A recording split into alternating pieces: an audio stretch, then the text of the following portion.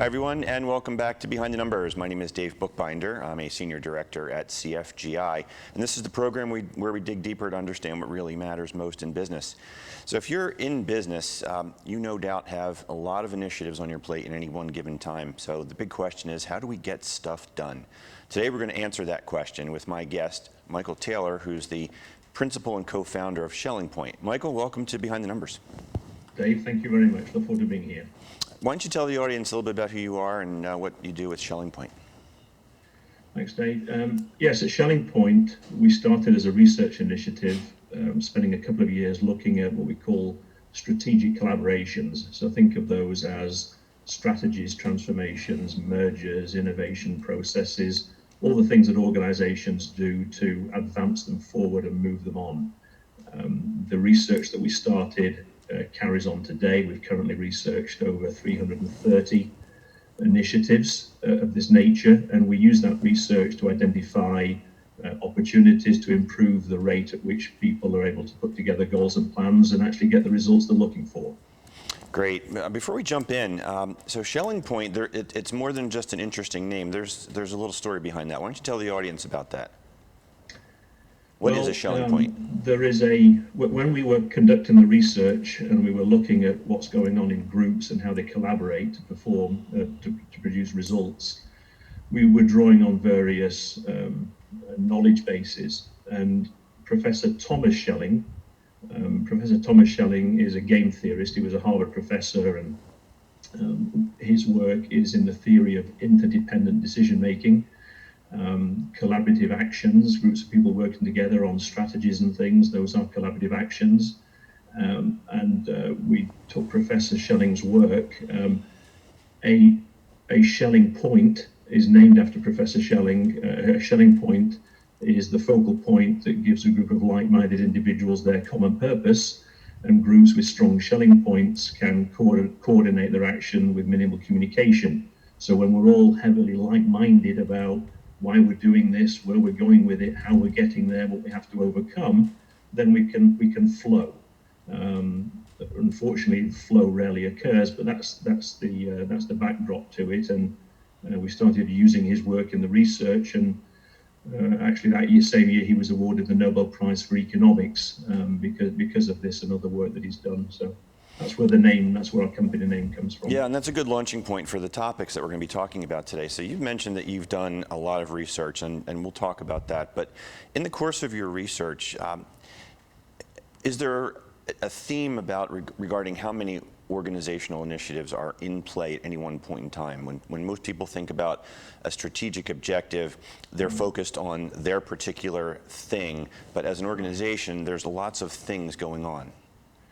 Well, this is one of the interesting things that came out of the research. So when I talk about these 330 that we have studied, we now have over 400 that we're going to be working on. But the initial 330, if you think about these, they range from Fortune 50 corporate strategy to early stage ventures to White House policy, government policy, non-profits, just across the board.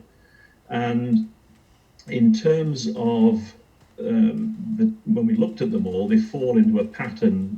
There's 7 primary types. There's critical decisions, innovation of products and services, policies, process improvements, programs, relationships, strategies. So those are the same 7 main types. Now you take the term strategy, and most people think of that as, the business strategy. But currently we've identified over 70 strategies that are occurring.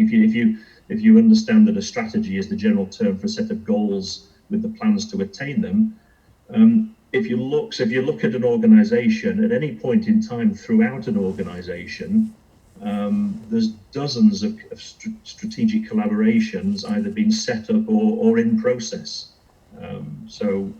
It's a large number when you look at it in that sense. It's not just the business strategy. So you mentioned that one of the keys, if not the key, to getting stuff done then is this concept of strategic collaboration. Can you describe what that is, and how do you make that happen? Well, in the research, we realized that it's a very gray way of looking at an organization, a very black and white way, should I say. But if you look at any organization, there's really only two things in which people are getting involved. There are processes and there are collaborations. And processes are the repeatable activities that occur. They are what make the organization what it is at a point in time. And they are how customers and stakeholders receive value from the organization. So the processes may be heavily automated with machinery and technology where there's a few people supporting them, or they may be heavily people-based with technology supporting them, such as the sales and marketing process. But the point is, if you just look at an organization, there are processes. This is who we are today. And then everything else people are involved in are these strategic collaborations. It's a group of people coming together around a subject saying, oh, we have this opportunity, should we capture it? Or how do we capture it? The strategy is 2.5 years old, so let's refresh the strategy, or we have this problem. And so if you look at process thinking, we have 40 years of process thinking. So in this day and age, if you and I were to go and start a business, we would have no excuse for not setting up high-performing processes very quickly. We have Six Sigma and lean methodologies, and we can talk about quality rates, and so in the process world we're extremely mature. But in the collaboration world, we're really on the front end of it. When it comes to how a group of people come together to say, well, why are we here? Do we all agree that why we're here, where we're going to go? That is still an area where it's unpredictable, it's unreliable, and we really don't really understand it the way we think we did, which is why we drove the research. Yeah, so when you say that, do we all agree why we're here? Oftentimes I imagine the answer is no, and that may or may not be expressed candidly. So what tools can someone use to really flesh that out, to understand if everybody is in alignment? Well, this is one of the things that was interesting in the research is that when you think there's one group that everyone's heard the statistics, right? There's one group recently that looked and asked CEOs, and when they asked CEOs what you think is the likelihood that you will achieve 80 to 100% of your strategy, the number of CEOs that said I think we'll achieve 80 to 100% was 2%. So we all know these sorts of statistics. We know that we're going to come together, but the likelihood we'll produce everything that we want to get out of it, we sort of know that's a bit dodgy. We asked the question of leaders, how successful are your strategies, your mergers, your transformation, your changes, etc. And there was a CEO recently who was talking about, well, we had this merger, and 3 years later it's been a massive success. And we asked the question, well, to what extent was it on benefit, on time, on cost? And he said, well, how do you mean? I said, well, given what you originally expected, did you receive all the benefits in the time frame you wanted at the level of cost that you expected? And he just sort of laughingly said, well, no.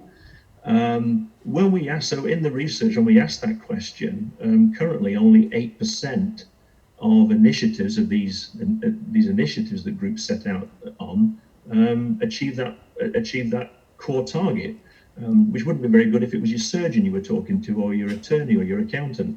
Right. So when we looked at it and said, well, what's going on? Why is it that well-meaning, well-educated, knowledgeable people come together in groups? What's going on that causes them to come together to talk about a subject, put goals and plans together, but not realize all the potential of them? And the predominant thinking, Dave, is, well, we put a good plan together and we all agreed with it. The issue is that we didn't do enough project management or change management. The surprise that came out of the research was actually most of the faults are actually in the goals and plans in the first place. This strategy that was put together is rational and compelling, but actually is a bit like Swiss cheese. That's a long way of getting to one of the things we found is, imagine you're a leader and you walk in and you pull a group of people together and you say, okay, everybody, look, I've put us together for this reason, and I want to use all the great brains and thinking now to work out where we're going to go. general behavior is that leader will tell the group in 3 to 5 sound bites why they've been brought together. So I brought you together here today to discuss this because of this, this, and this. Do you have any questions? And you're allowed to ask questions to confirm, but you're not actually allowed to question. So what we found was that if you go out to that group of people and you ask them privately, why do you think you're in the room having this conversation? A group will actually express 30 different reasons why they should and shouldn't be in the room even having the conversation in the first place. Never mind where they should go with it, but just why are we here?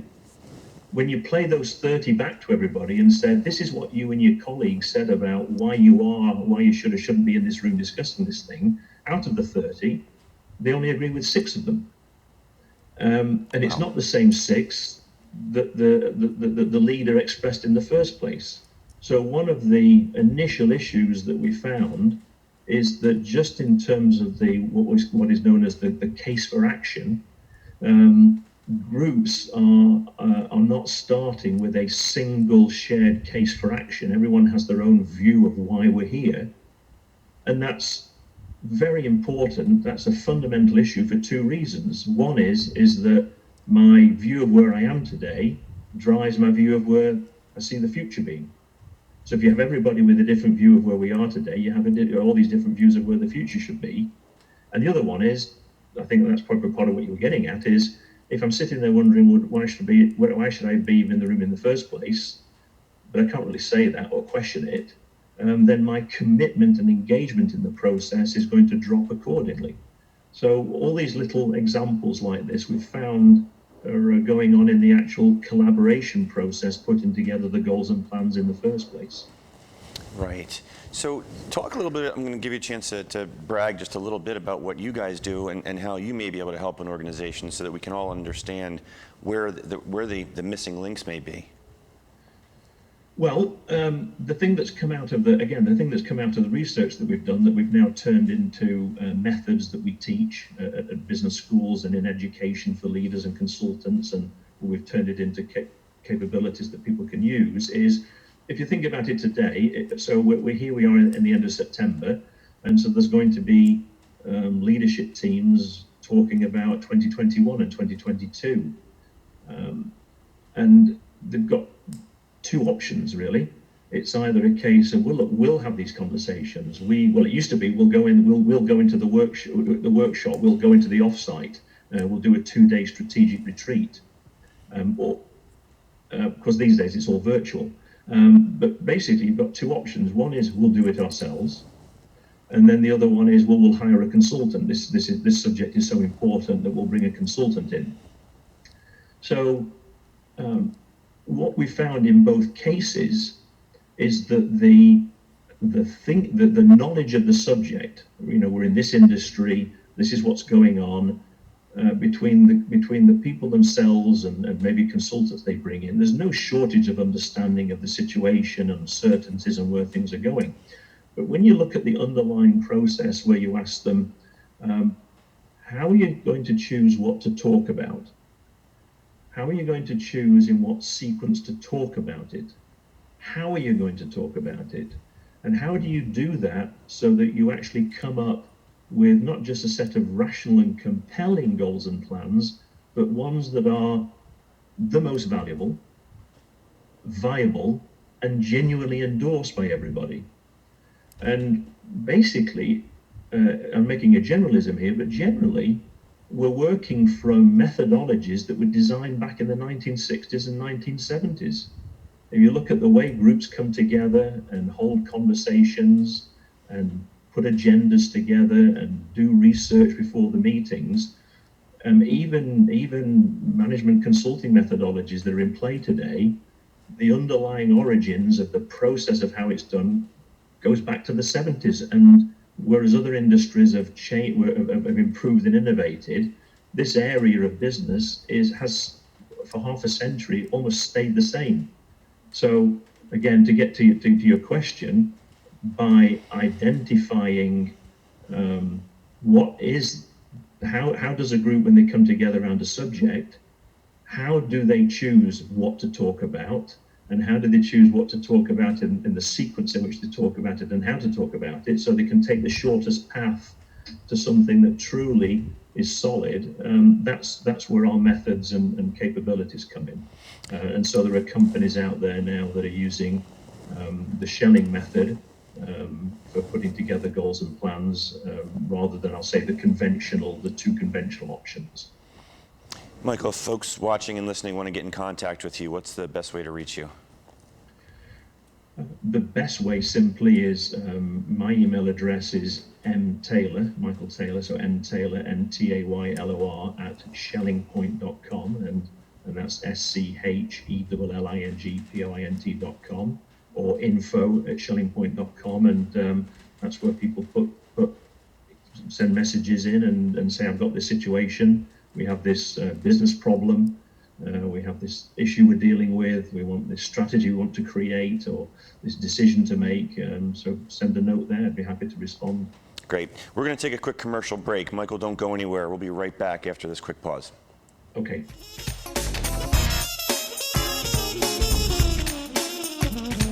What makes a temple owl? Meet Stella. She's wise, fierce, and she's not alone. Temple University, where owls call home. We are the cherry and white. The city is our classroom, and we lead the rush hour, making our mark on every field around the world. A world without Temple, well, that's like the sky without the North Star. Temple, never stopping.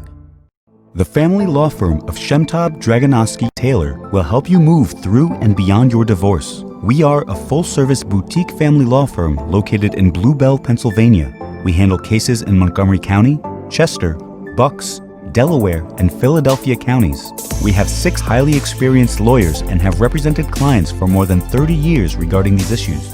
Our clients depend on us to sort through the complicated issues involved in divorce and division of assets, spousal and child support, and custody. We listen to them, we gather the information, and we help them make informed decisions.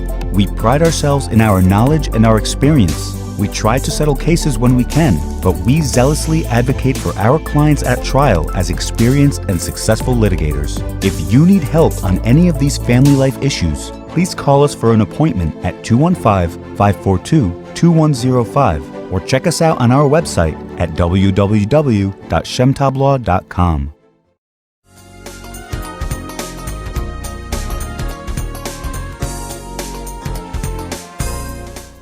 Everyone, welcome back to Behind the Numbers. Today we're talking about how organizations get things done with strategic collaboration with my guest, Michael Taylor, who is a principal at SchellingPoint.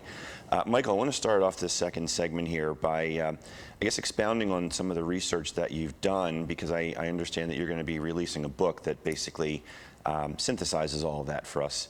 Talk about that, and when and where can we find it? So, in terms of the book, the purpose of the book is that one of the things that came out of the research was that these 330 projects that we've studied and analyzed, every one of them was unique, as I've mentioned previously, from strategies to decisions to innovations to programs, policies, tropical disease eradication, corporate turnarounds, just a diverse plethora. But one of the aha moments in the research was that we were looking at how unique they were, but we realized they were all actually exactly the same thing.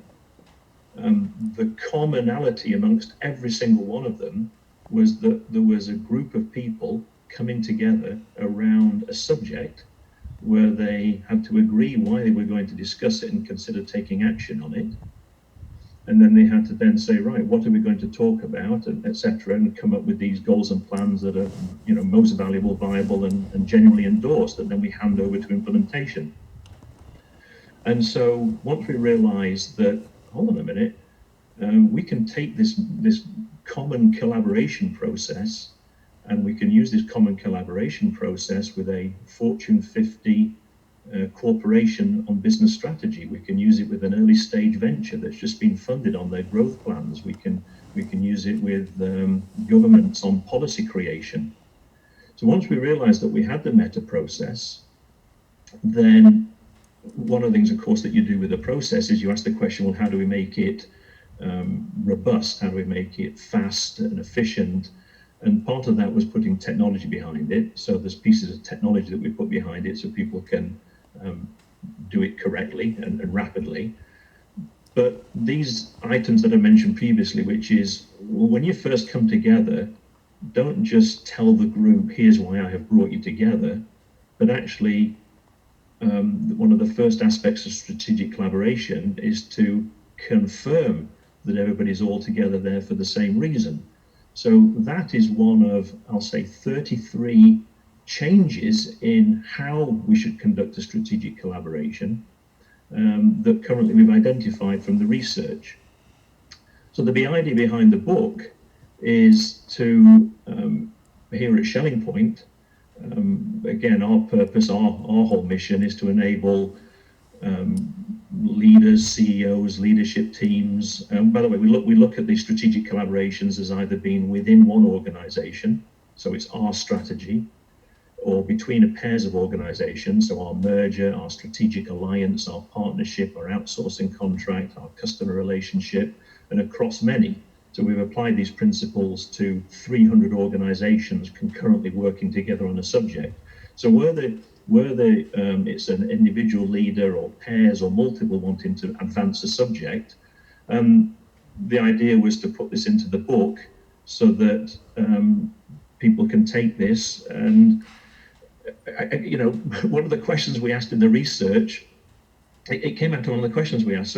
So we would talk to CEOs and others and ask them, when a new need is presented, there are three things that trigger a new need for a leader. It's either time-based. Our 3-year strategy is 2.5 years old, so let's review it. So it's either time-based, or it is opportunistic or problem solving. We have a problem, we need to do something, or there's an opportunity. So there's 3 triggers that causes a leader to say, I need to pull a group together to discuss something. So we asked them, we said, when you've identified a new need and you want to pull a group together and go through putting goals and plans together and producing sustained positive outcomes, right? That's all that counts at the end of the day, is sustained positive outcomes. Where were you trained how to follow that process? Where were you trained how to go from here all the way to there? And currently, when we've asked people, not a single person has been trained how to do that. So if you think about that, that's quite amazing. There's not a single leader out there. They can talk about the bits and pieces, but if you say, no, how do you know how to take a situation and follow it all the way through? The other thing we found was that if we ask people, what method do you use when you're working with groups of people? Where were you trained how to work with groups of people to put together shared goals and plans? Where was the training that you had? And people say, well, I've not had any training. And so what we realized was that when you have, let's say, 7 executives working on something, you basically have 7 private proprietary methodologies. If you bring in a consultant in, you now have 8 private proprietary undocumented methods all working on each other.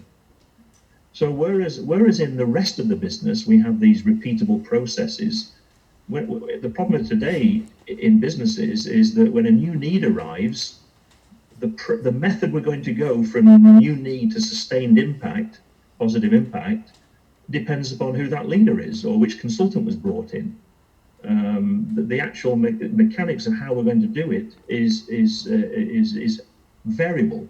So the purpose behind the book, quite frankly, is to be able to give to any leader, if you want, next time you have a new need, the need to create a strategy, the need to make a decision about a merger, the need to form a strategic alliance, the need to fix a broken collaboration, here is the mechanism to go from here to sustain results.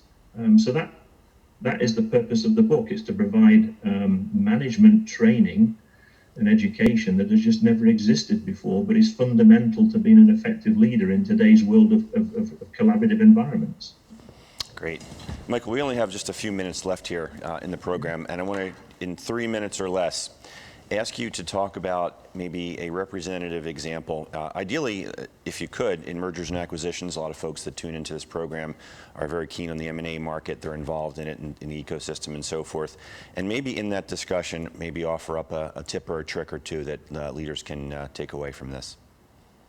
Yeah, well, if you take mergers, for example, we look at everything as having a life cycle. So strategies, mergers, innovations, they all have a life cycle. So if you think about mergers, the first question is, should we consider a merger? That is a collaborative decision. Should we consider a merger? Then there is, if we're going to go and conduct a merger, what are we looking for in a merger? And that is am I looking for a young company, an old company, a leading edge, a laggard? What are we looking for? Then you get to the merger design, which is, well, what do we think it's going to take to have a successful merger integration? Anyway, so if you take these various points, I just want to say that at SchellingPoint we have over 120 templates for over 120 different strategic collaborative subjects that leaders deal with. And for the M&A area, there's a series of 7 to deal with all those stages. Unfortunately, one of the templates is recovering a failing merger. But one example is there were 2 software companies. One software company was buying another software company. And what you find in the merger space is that there are merger playbooks. So there are very well-defined playbooks where you can say, right, when we conduct a merger, we do this with the IT system, we do this with the payroll systems, we do this, we do this, we do this, we work it. So these playbooks, consultants will bring the playbooks in, firms that do lots of mergers will have the playbooks. But the fundamental issue with mergers is that too often you'll have somebody saying, we're done with the merger, and then the value hasn't been realized, and the staff and others are saying, really, you think we're done? I don't. And we've been involved in Fortune 50 and small businesses. So applying this mechanism, what we're doing is we're augmenting the conventional playbook with this process.